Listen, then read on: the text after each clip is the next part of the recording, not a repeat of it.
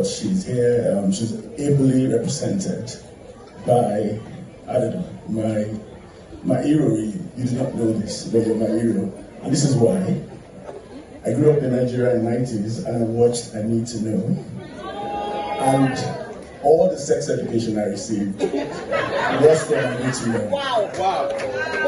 And somehow, I think I turned out not having failed that department. And I wrote a book called The Woman's Body is a Country, so I hope you're proud of me. Well, and yeah, these are giants really, big masquerades as well. Femi Kuti. Love to see you, sir. And Femi Kuti, whose album I recently reviewed, Where Does Happiness Come From? Second album, exceptional album.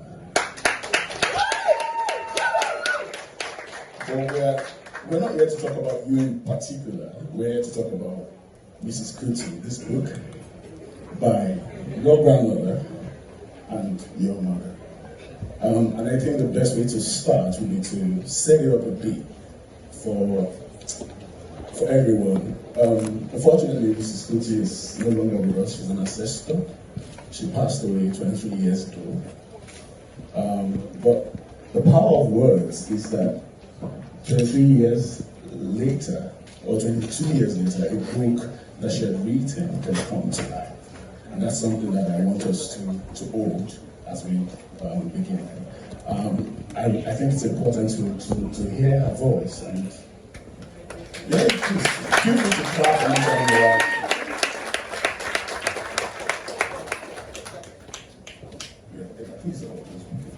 Hello? Okay, yes it is. Good afternoon, everyone.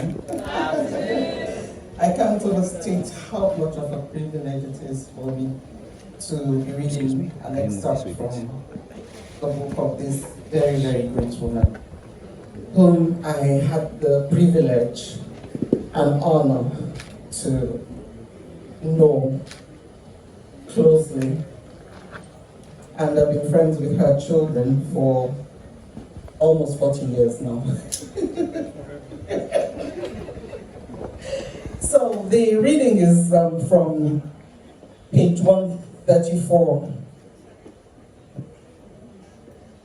In 1971, Fela went with the band to England to record, and I went along with them for a medical checkup and a minor operation.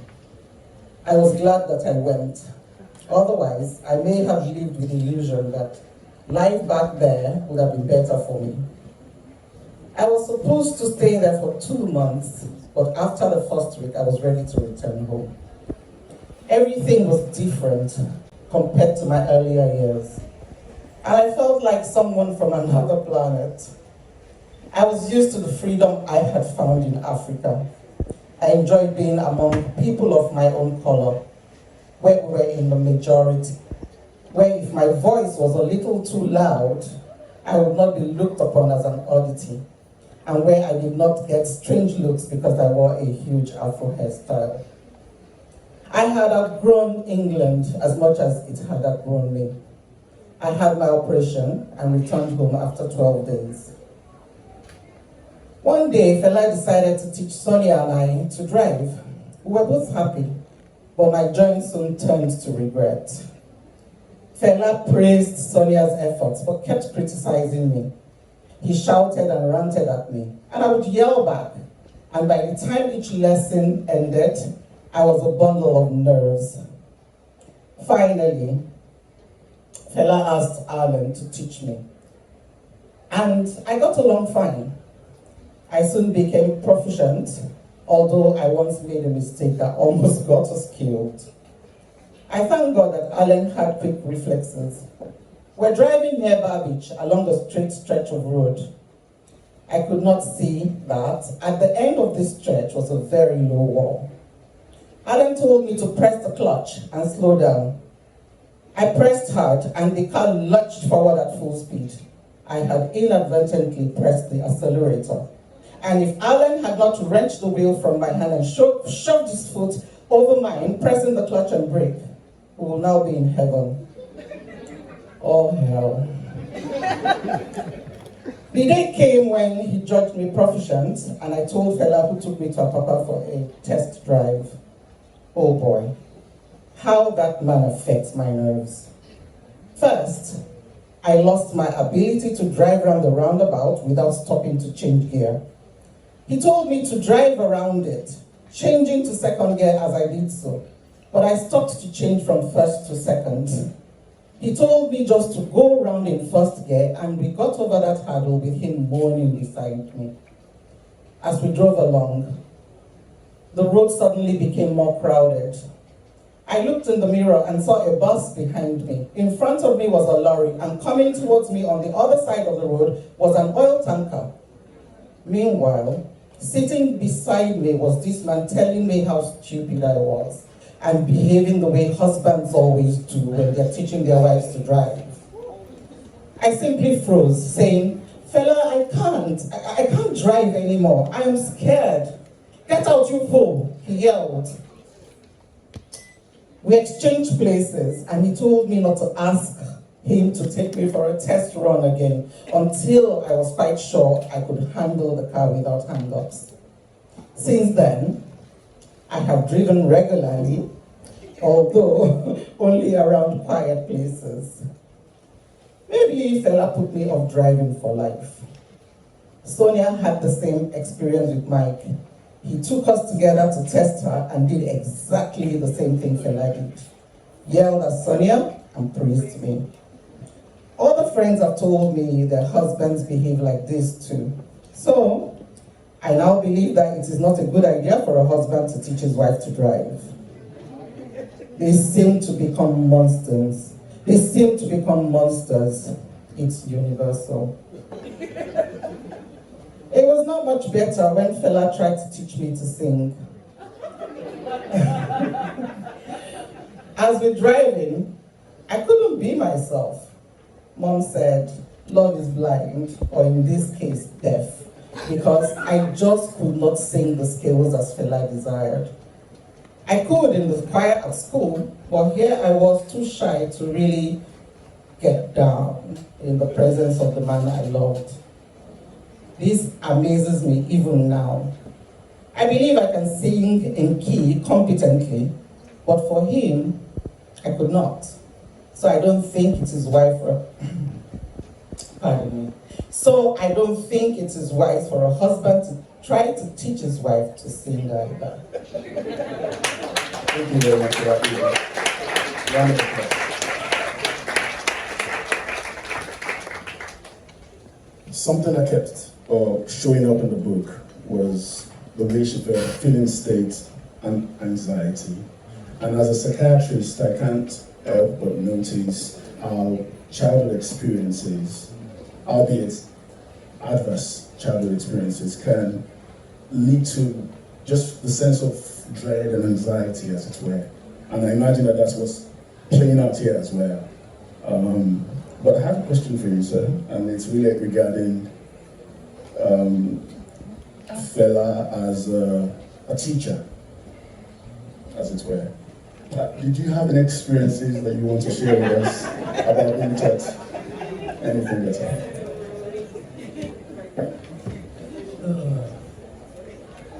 Good afternoon, everybody. Good afternoon. I vowed last week I wasn't going to talk again, so I even forgot about this event. Your life was money that came to. I'm quite exhausted going over my past. Let me quickly answer your question now. Oh, Fela. Your question was? Your experience as a teacher. As Fela teaching you anything at all? Wow. How do I explain? How do I explain that people will not go and misquote what I'm saying again? It's very strange that when you are in the storm and you try to explain to people your personal experience as a child of this huge icon, because they always think from their own perception and they judge you by that. This is what I see, this is what is, shut up, blah, blah. And it's very hard for the children of such huge people to really express their anger or their truth. Thank you, Lola. So let me try and summarize by having understood this growing up. I learned by just watching him. I would ask very questions that, like, probably, are you not afraid to die? He would give me his answer. Because to help me, so many police raids, soldiers, always this beating or that, and I was living with him. So I think from my mother's book as well, if you are Fela's person, you have to excel beyond reasonable doubt. You just have to know. So you can't give excuses. If you are somebody probably you didn't care about, then you say, yes, okay, it is this. They probably explain further to give you a chance. But people very close to him, why did I have to tell you? You should know. You should be able to, you must be getting A in my class, for instance, if he was a teacher. So I think that's when I'm hearing my mother's story here. Why she should be afraid? She was in love. Why are you afraid? Why are you shaking in front of me? But she was in love. He couldn't understand her love. He tried to be an African man as well. What love are you talking about? British love or what love? I'm your person. Drive, I said drive. Then she will shake more. So I could understand. And it was, I think, the same for his children. He expected us, okay, let me go. He expected me to know how to read. How is it possible to know how to read music if I'm not taught? If I haven't got any formal education of any sort, how can I read? But I had to read. You should know, how did you take your brain and put it in my head? And as growing up was, what's wrong? I go to other houses, you see children they're getting along the conventional way. And then if I failed, expecting a very harsh treatment, you failed, well done. So it was I was in a big dilemma. Perhaps, sorry, I don't want to interrupt, because you won't say because he's being modest. Fela did not teach him music. He taught himself everything he knows, and also, in terms of when he says conventional father and child relationship, he's saying he could even call his father.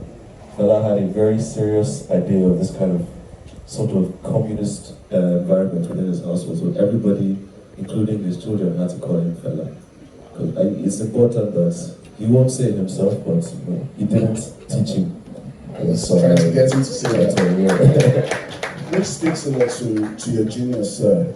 And I was going to read a part of the book that came just before what Carol read, which was when your mom was talking about how you, at age 10, idealized Fela. You wanted to do everything that he was doing. As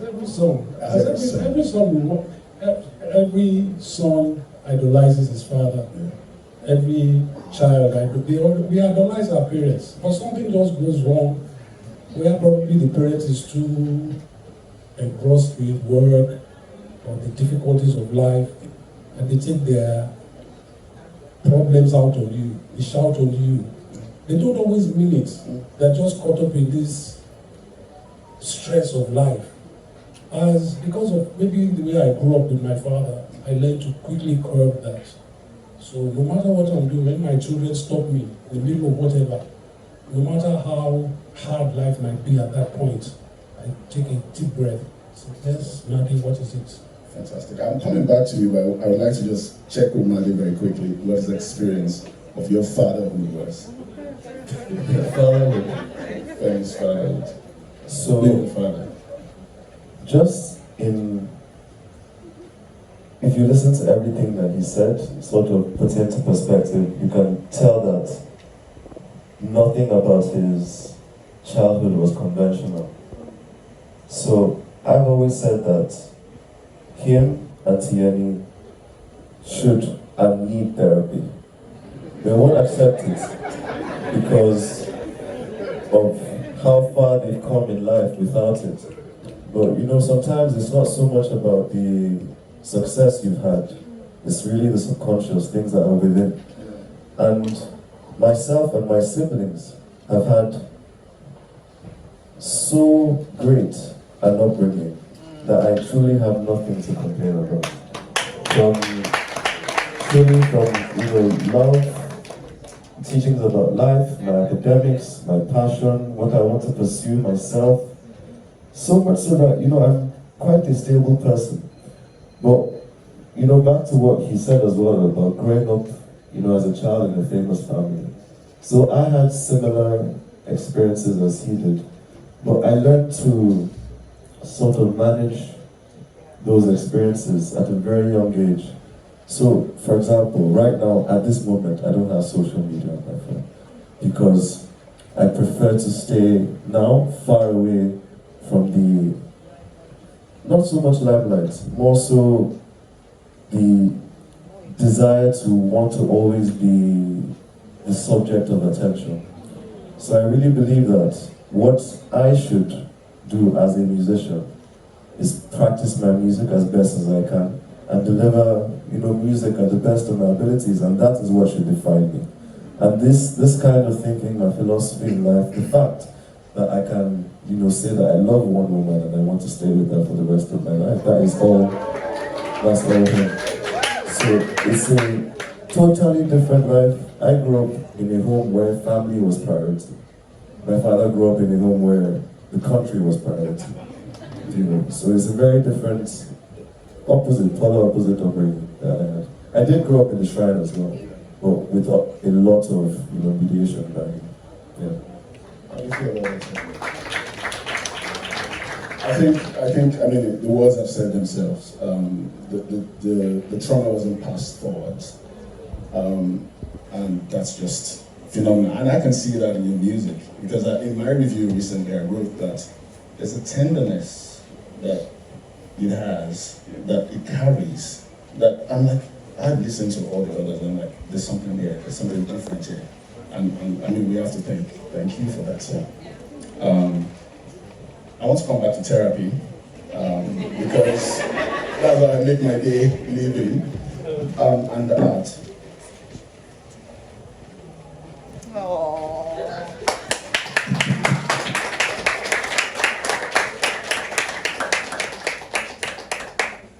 Just give me a moment. I'll just say, I want to talk about therapy and art as therapy, the music itself, or the art of composition as therapy. I don't know if this is something that you can reflect on, talking about your dad's music in particular. Because the truth is, having such a big figure in your life and being the son of that big figure, the mob, the society, the crowd, which really well-intentioned sometimes would ask you to be that person or to be a replica of that person. Yeah, it's even harder in my case because everybody in the family is somebody. From Ajayi to Okashio, grandfather, great-grandmother. And what I learned from him at a very young age, which is what I said earlier, was that to not let sort of public opinion pitch you against everything that has made you who you are, because this is because of them that I am here. So at a very young age, I used them as my heroes and my examples and who I wanted to be influenced by, the people that their life's lessons are the ones that really I let have that kind of impression on my own life. But with music, I don't know how familiar you are with Femi Kuti's catalogue. He's now had about 11 albums, and through it you can sort of see, you can navigate almost through his mind. As a young musician, he was really talking about the elitist prowess that exists in Nigeria. So you speak about generation gap and how people that are young, that are, they're trying to achieve something today, are being blocked by basically the generation gap, and how the age gap causes this mentality in African culture that you can't challenge authority. And then you go through sort of his middle-age albums and you see that that one is more directly towards political issues and government and crisis, social issues, economic issues, cultural issues. And now, he's 62, his music is more about the self and being as good a human being as you can be. So as your impact in life, basically just how every individual has a responsibility to make the world a better place. And that's what, it's that kind of perspective that influenced the Where Does Happiness Come From album. I myself, I've had problems like every other person. For example, I guess since we're being very honest, I had a very strong temper issue. I may not look it, but I used to get very angry. And what I used to manage that was music. So because it wouldn't always be serious. And what used to make me upset was when people tried to challenge facts for their own selfish interest. I really disliked it when we could see that something was true. And because of sort of hypocritical behavior, because of self-serving interest, people would do whatever it takes to challenge that fact. And that always triggered me wrongly, because I'm happy to be wrong as long as it's for the benefit of truth, for example. And I didn't understand people that didn't think the same way. So I use music as an avenue to express myself. And I think anybody in the creative field does the exact same thing. Unless the reason they're doing it is for, I suppose, materialistic purposes, then it becomes less of what the arts can accomplish. So for me, music has always been the space that I express exactly how I feel in any given moment, through improvisation, through musicality. And I use all my idols in music, from the jazz world to the contemporary music to classical music. You can hear in their sounds that every project that they released was a reflection of the time that they were in at the time. So yeah, his music is definitely a reflection of his growth, and mine is as well. And even Fela's is. Fela passed away saying Afrobeat was no longer Afrobeat, it was now African classical music. And you can see the trajectory of his compositional prowess as well. Thank you for that. So you keep saying I'm 62. 62. Sorry. So what's the age side? 63. Let me compare above 40. I've been warned actually that we should talk about the book. And I guess there is always that, let's say, temptation, as it were, to pivot towards that. But I was coming back to the book, and I was going to say that there is a chapter called If a Home is Made with Love. And for me, it's If a Home is Made with Love. And in this place, she was really critiquing Fela's social experiment in Calcutta. And she wrote that in Calcutta, Fela tried to create a place where everyone had a job and felt himself or herself to be a useful part of an organization, where they felt themselves to be needed and wanted, where they were free to say what they liked, and where all were equal. And further down in the book, she says, Fela's experiment failed, not because he didn't try hard enough, but because too many around him were negative beings. And a lot of this is critique, of course, valuable critique of Calcutta as a social experiment. But whilst all of this was going on, I got a sense that she was away from it, she was outside of it, and playing the role of a traditional wife and mother. And you've spoken about your experience with your dad. I'd like you to speak about your experience with your mom, as a mom, if you like. I think I get most of my character from my mother, who was growing up, had to choose who I want to follow, my father or my mother. So when Madis talks about love, it's because I lean more to my mother's way of a home. Yes, I think she was right. There were too many opportunities in Calcutta. Everybody took advantage of Fela's popularity or his money, his fame, but never what he was talking about, no matter how hard he tried. So I understand what she was saying there. And as his children too, we felt the same. And we couldn't understand, why are you letting this open house policy is not working? It's not working. I mean, anybody could walk. Anybody could walk into Fela's house and you are somebody. There's nothing wrong with that. But I think, yeah, you can leave that at the shrine. Your home is your home, because when your children leave your Kalakuta and go to their friends' homes, we are still second-rate citizens there, so to say. Because the parents there will always let us know, no, this is my child, this is my home. Your friends will let you know, this is my home. You go to Kalakuta, you are treating them equally. Bella treats everybody. So it was like, it's not fair. And I don't even know how to explain it. It was really chaotic. Because we understood what Fela was trying to do. Why couldn't they understand what Fela was trying to do? Because they were just taking advantage of him. But, and it wasn't fair on us, his children, I think. But whilst all that was going on, you had your mom who was like your brother. She was even, I left, I ran away from home. I ran away from our home because we grew up with her. And Kalakuta was fun. It was like a big party. But growing up, you start to question that, when your friends are going to university, you are just partying. When are you going to become something in your own life, So you start to ask yourself these questions. Okay, I want to get married. How will I fend for my wife? I'm still living under my father. You start to question these things. But you are having a good time. And then you see your mommy, and then she says, oh, God will be with you. She's very prayerful, my mother. Very, very prayerful. So I think my mother's prayer saved me in my life a lot. Probably till today. No, my life was on the edge. Always on the edge.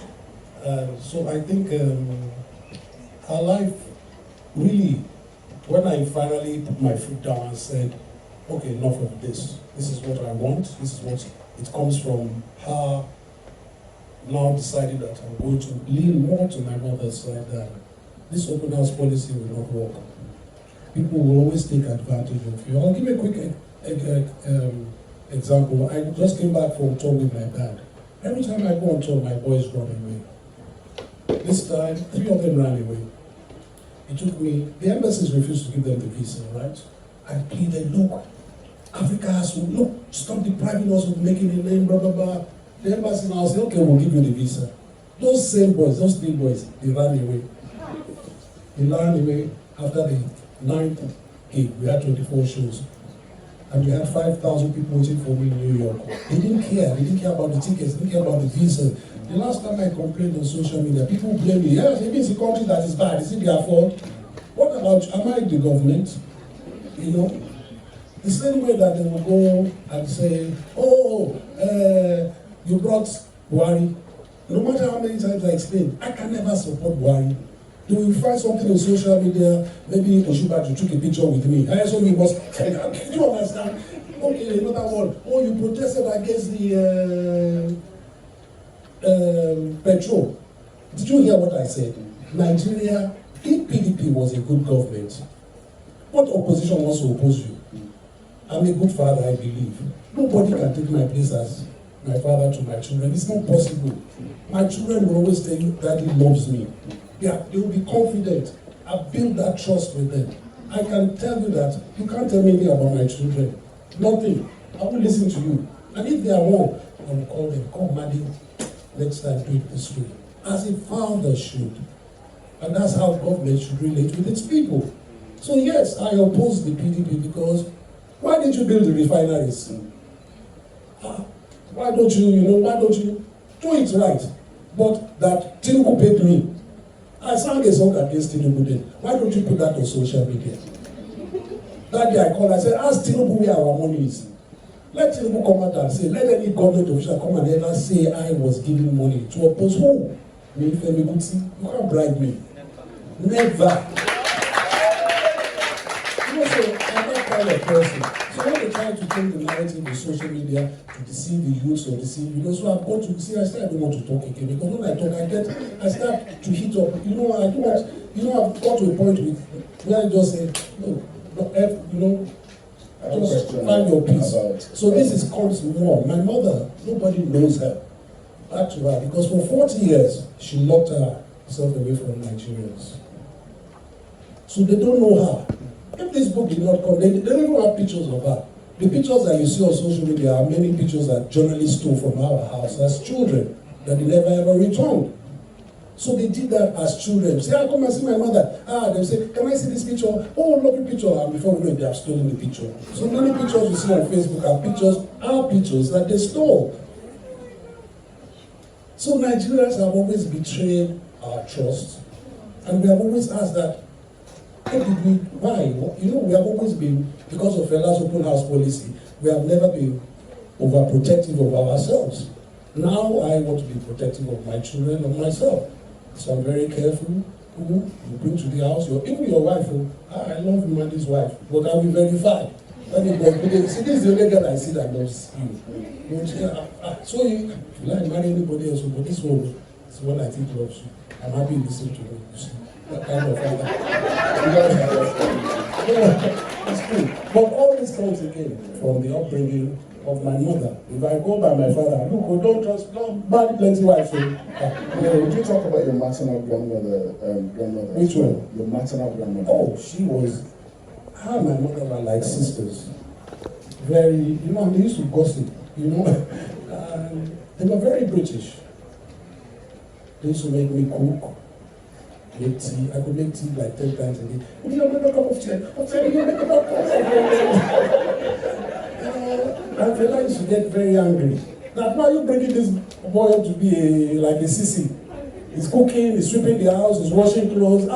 This is my son. No, you can't live like this. So Fela was very against that.